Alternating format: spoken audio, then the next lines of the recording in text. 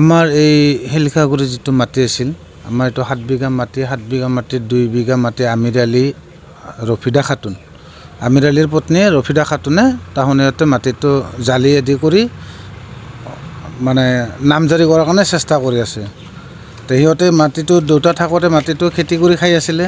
তো এই হঠাৎকে মানে সিহঁতে ফেব্ৰুৱাৰী আপোনাৰ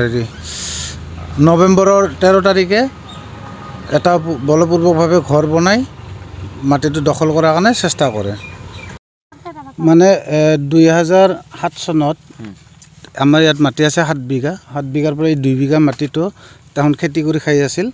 তো এই খেতি কৰি খাই থকাৰ অৱস্থাত এতিয়া কি হৈছে তাহোন এখন জালি আৰ কি দলিল দেখাইছে কিনি লোৱা বুলি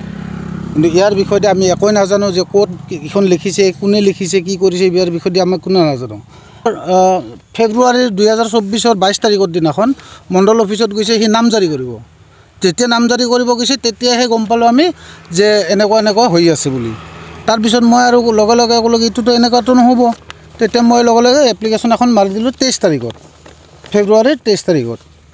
তাৰপিছত সিহঁতে এতিয়া মানে কোৰ্টত গৈছে কিবা কৰিছে মোক নটিচ পঠিয়াইছে অবৈধভাৱে তাৰমানে এইখন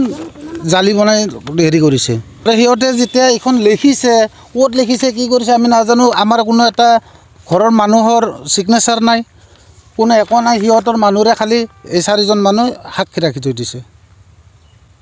যেতিয়া এইটো হ'ল তেতিয়াৰ পৰা এই সিহঁতে এই ঘৰটো বান্ধি দিল এই ঘৰটো বান্ধাৰ কাৰণে তাৰমানে এতিয়া সিহঁতে এখন নটিচ ঘৰটো বান্ধাটো আপোনাৰ হেৰি হৈছে নৱেম্বৰৰ 13 তাৰিখে বান্ধছে ইটো চনৰ 2024 13 তাৰিখে বান্ধছে নৱেম্বৰৰ কি বিচাৰে আপোনালোকে এতিয়া আমি ন্যায়টো বিচাৰোঁ কিমান বিঘা মাটি আছে ইয়াত আমাৰ এনে টোটেল বিঘা আছে সিহঁতে 2 বিঘা কৰি আছে জালিয়াতি কৰিছে জালিয়াতি কৰিছে